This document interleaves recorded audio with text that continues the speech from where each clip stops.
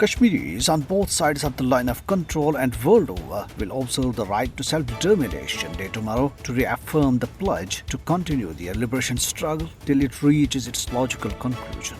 It was on 5th January in 1949 when the United Nations Security Council passed a resolution supporting the Kashmiris' right to decide their future by themselves through the United Nations-sponsored plebiscite.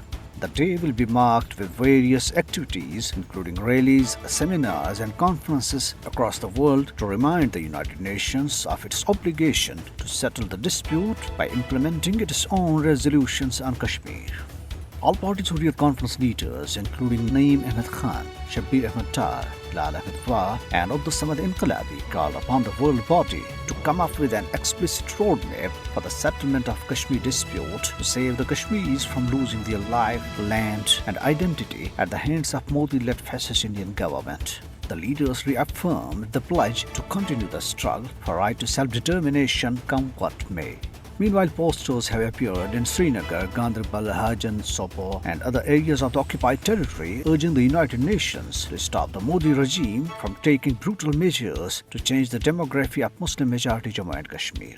An anti-India protest march held by Sada-e-Hurriyet Jammu and Kashmir in Muzaffarabad today on the eve of the Right to Self-Determination Day called upon the United Nations Security Council to fulfill its responsibilities regarding settlement of the Kashmir dispute.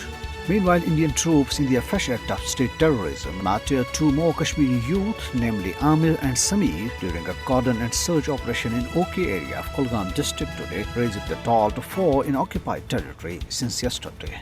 The occupation authorities suspended internet service in the area. Earlier, the troops martyred 2 youth in Srinagar yesterday.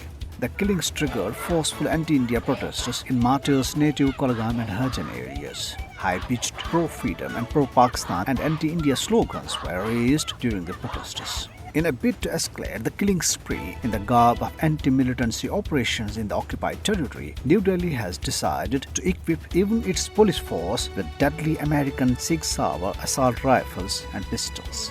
On the other hand, another drama staged by India's Modi government in collusion with its Godi media to malign Pakistan has flopped after a Pakistani army soldier, whom Indian army and TV channels declared as killed while infiltrating the line of control, has appeared alive in a video making rounds on social media.